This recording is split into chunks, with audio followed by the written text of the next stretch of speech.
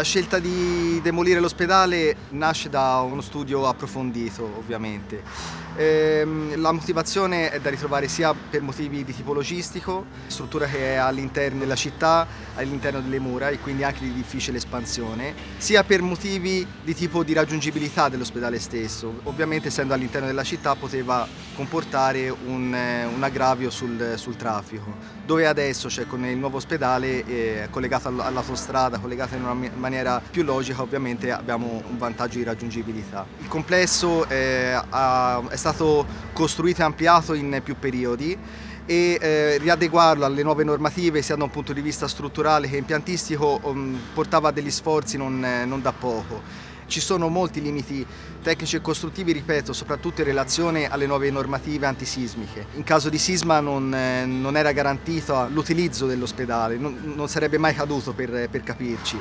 ma deve essere garantito che la struttura funzioni e questo in caso di sisma non era garantito, cosa che è garantita con la scelta del nuovo ospedale. Negli anni 50-60 fu fatto un ospedale che è stato successivamente sostituito da un nuovo ospedale e quindi il dibattito che si è instaurato in città è stato quello su che cosa fare di quest'area. L'area cantiere per i lavori di abbattimento selettivo dell'ex ospedale Misericordia e Dolce è stata consegnata ad agosto 2020. Sono previsti 9 mesi di lavoro, con l'impiego di circa 30 persone e di 3 ruspe demolitrici. Il sistema utilizzato, tecnicamente chiamato strip out, prevede la demolizione selettiva, ovvero la rimozione preventiva di tutti gli elementi estranei alle mere strutture edilizie, che devono essere gestiti in modo differenziato.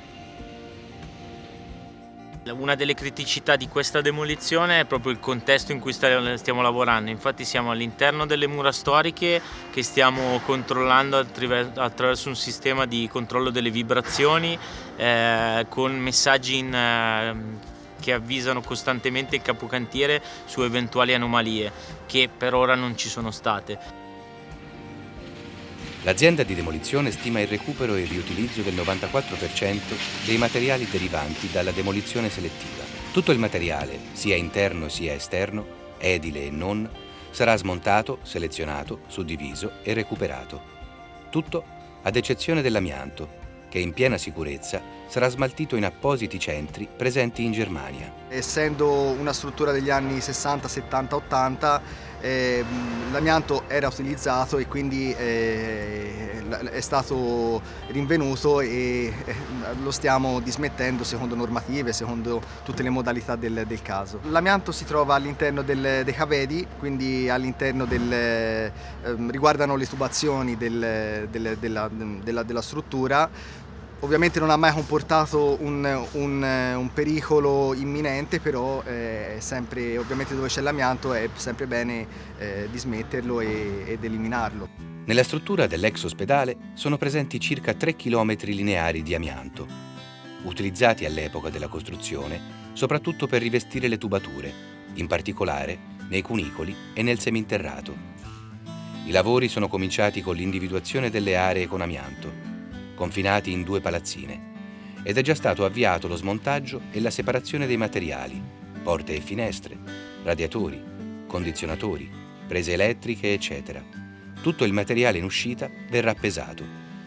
Il cantiere è stato allestito con il montaggio delle barriere antirumore e antipolvere e un sistema di lavaggio delle ruote dei camion in uscita. Abbiamo attivato un piano di monitoraggio polveri e rumore in continuo con 3 centraline delle polveri. Questo perché ci troviamo all'interno del centro storico con circondati in parte da residenze ma in parte dall'ospedale che rimane, sia dalla parte retrostante dell'hospice che dalla parte frontale. L'esperienza ci ha portato a vedere che la polvere, il grosso della polvere viene generata nel momento preciso in cui viene pinzato il calcestruzzo.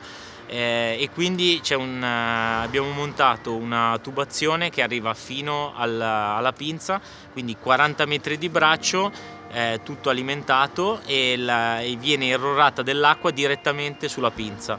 L'altro punto dove viene generata la polvere è quando cade il materiale a terra dopo 40 metri di caduta il blocco ovviamente tra macerie varie genera della polvere, questa volta con dei cannon fog con dell'acqua nebulizzata. Non si prevedono particolari disagi sul traffico causati dai mezzi che trasporteranno fuori città i materiali da recuperare, poiché il cantiere sarà strutturato in modo da rendere fluido e continuo lo smontaggio, così da non dover incentrare un alto numero di camion in un periodo ristretto, diluendo i viaggi quotidiani.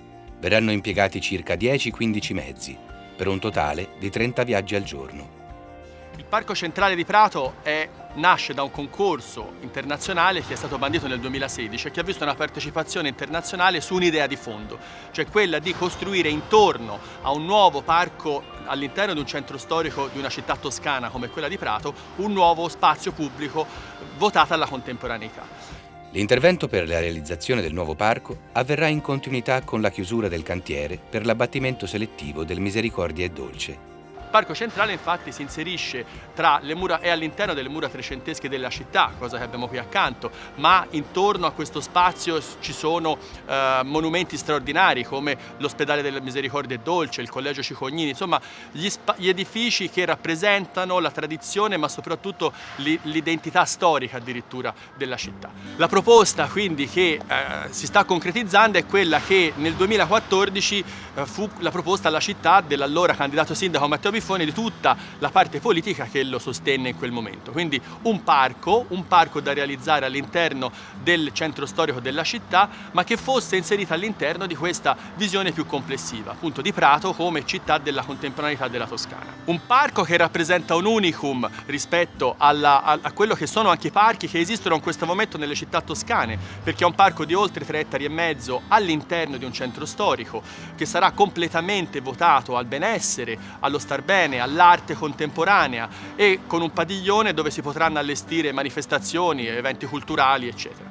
Ma quello che davvero è interessante è che il nuovo parco sostanzialmente rappresenterà anche un nuovo ingresso alla città. Cioè nelle strategie urbane più generali il parco si inserisce quindi rispetto a una strategia di rigenerazione urbana della parte sud del centro storico, ma anche del quartiere che sta a sud del centro storico e quindi tutto il quartiere del Soccorso fino alla Declassata, andando a rappresentare quindi una vera e propria nuova porta d'ingresso alla città. Il progetto è stato presentato da un team composto per la parte paesaggistica da Michel Desvin, uno dei più grandi paesaggisti viventi, e dallo studio BR di Milano che si sta occupando della progettazione del padiglione del parco. Un padiglione concepito come uno spazio assolutamente flessibile, quindi una copertura con pochissimi pilastri e poi tutto intorno delle pareti di cristallo che quindi creano questa osmosi, questa relazione assolutamente simbiotica tra l'interno e l'esterno del padiglione e che è concepito come uno spazio dove avere un bar o ristorante nelle testate,